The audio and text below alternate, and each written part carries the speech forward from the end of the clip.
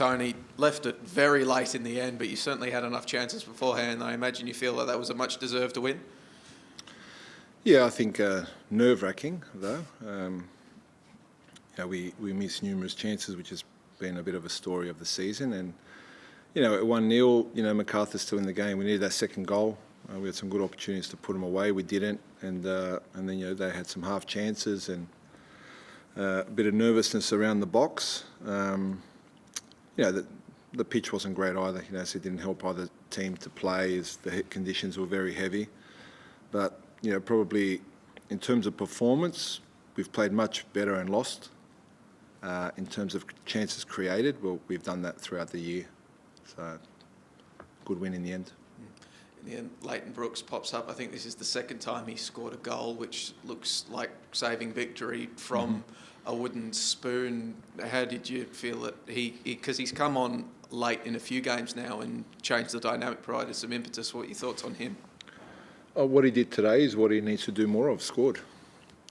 He has several games that he's had clear opportunities to score, and he hasn't taken them, so he puts himself in the position, which is great. The next step is he's got to put those chances away, and he did that today. I think he's off contract at the end of the season. Would you be looking to Is that why you're asking? Okay, so when someone scores, if he doesn't score, it's a question you don't ask because he's off contract. As soon as he scores, it needs to be signed. If we sign players just because they scored one goal, then we've got a problem. Players need to be signed that can actually make an impact and over the course of the year. So we'll assess Brooksy, but of course we're delighted he scored. He's a young player that wants to have a future in the game. Whether that's here or somewhere else, hopefully this goal will give him the confidence to build on. Is it looking at the way it felt like it was opportunity after opportunity today, especially late? Did it give you a little bit of a look about what maybe could have been this season, the way you were really peppering that goal late, especially, but in the first half too? In the moment of the game, you're not really thinking about what could have been, but I think now when you reflect a little bit and the questions you're asking is right. We're creating the chances, but when we're on top, we're not putting teams away. And when you do that, the door's always open for the opponent. So, I think at 1-1, you could see the crowd's a bit subdued, the players are a bit nervous. You think, here we go again. But they showed great character to keep pushing and chance after chance, and we had to be wary of them on the break. They put some fresh players on, and Noon's there, Arabuli. They've got some pace up front, out wide, and you're always nervous that on the counter they can get a goal. But we scored two very nice goals in the game. And Fernando as well. It was a pretty nice team move, that goal, but feels like he's got something about him. He does. I've said this before, he reminds me of a Nick D'Agostino, but a few years back. When I had Nick at Perth, he was never the finished article, and he's still not now, but he's made a great move to Europe, which he deserves, and got in the Socceroos. But the boy is very raw. He has that desire. He has that 100% attitude as Nick did, on and off the ball. He has a nose for goal. Again, he needs to learn to put away his opportunities more, as we spoke about Brooksy, and show some more composure in the box. But it was a good move, and he loses his defender quite well in the box, so it's something that he does naturally. Well, not to repeat myself, but he's on loan as well. Has there been any progress made in surrounding his future? I think that I could answer for every player in the squad. We haven't had a good year. That's clear. We've improved in the second half of the year, which we're happy about. But we need to assess everything at the end, and certainly in a week's time, I'm sure that process will really kick in about all off-contract players. You spoke midweek about wanting to avoid the wooden spoon. It's not something you've experienced, and you don't want to experience it. Not something the players want to experience. You're halfway there now. Is that the message to the boys? The job's not done. You still have to go out there next week and guarantee you won't get that unwanted piece of history.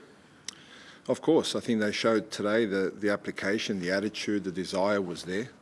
In moments we missed a bit of quality to put them away when we had the opportunities, but you can see the response from the Wanderers game when you find out that you can't make the playoffs. It sinks in, And but the reaction's been really good through the week at training, which we spoke about in the press conference.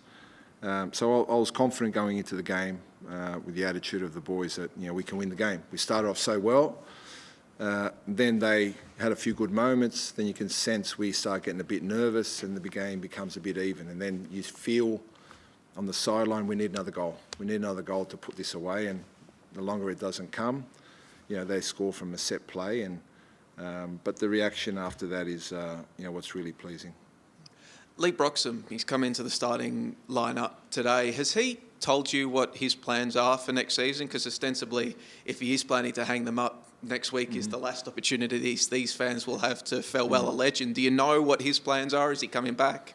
Is he going to hang up the boots? He hasn't said nothing to me. So I think, when I came to the club, Broxy, we spoke on the phone and said, if you want me, I'll stay. If you don't want me, I'm out.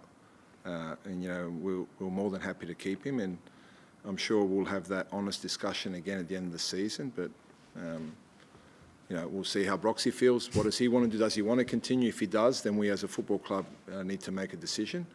But there's no pressure either way. We've got a lot more important things to worry about right now. Is finishing the season on a high. We have a chance again to win 2 in a row, which we only did once this year. So we want to reward these fans. They came out today. You can see that it's been a tough year, obviously with results and things that happened early in the year with the fans and members. So it's been tough for the club, tough for the fans, tough for the players. But they go home happy tonight, and we've got one more chance to at least finish the season on a high that they can leave on a positive note, and we'll do everything we can to do that next week. And just any injury or fitness concerns?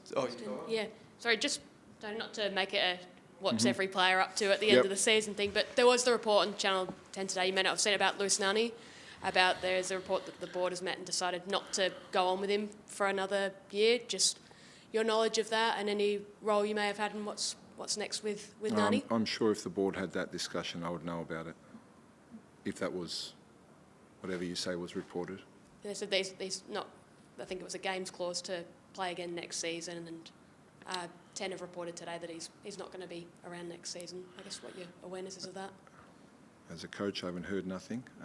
Look, he's a contracted player. He's recovering from a partial tear of his ACL. We need to discuss with him at the end of the year, which we will. So that was always a plan by the club, and that hasn't changed from our point of view. So we'll do as we plan to do. Have you spoken much with him recently? Obviously, as you say, he's spent a lot of time in Europe. No, we know where he's at. JD keeps us very well informed on his situation, how his recovery is going, what stage he's at with the knee. And the plan was always, from the moment he left, was that we'll discuss things with him and his team and the club at the end of the season. Do you like to see him back next season? You only sort of got to see a glimpse of him before the injury, obviously. I think it's hard to answer that because we don't even know what his fitness is like. How will that knee recover? How much desire does he have with his knee?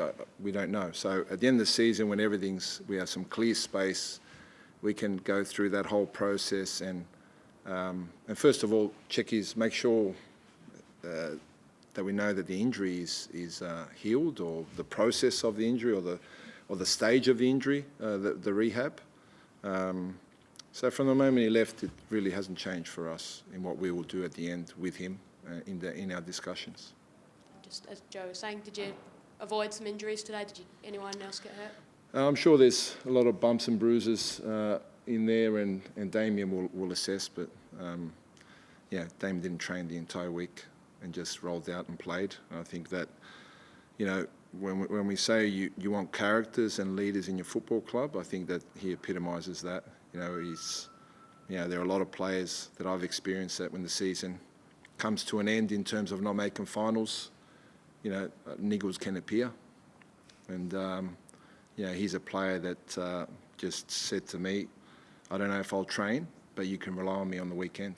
And, so that's, we're delighted to have him, and, we need a lot more characters like that for next year. And so I'm sure he'll want to play next week. So unless his injury has got worse, whether he trains or not, I'm sure he'll be up there. Cool. Thanks, Tony. Thank you.